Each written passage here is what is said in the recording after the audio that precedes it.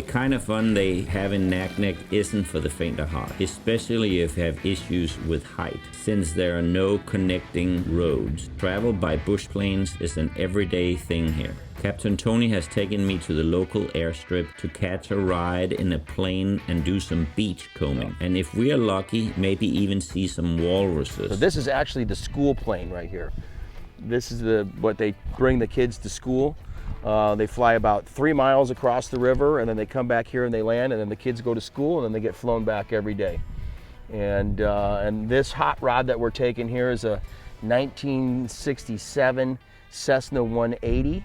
And we've got Mason King is going to be driving us today, and we're going to go look for some walruses and beachcomb. The idea here is to fly terrifyingly low over the shoreline looking for lost maritime treasures, like the blown glass balls that were used as a fishnet buoys back in the day.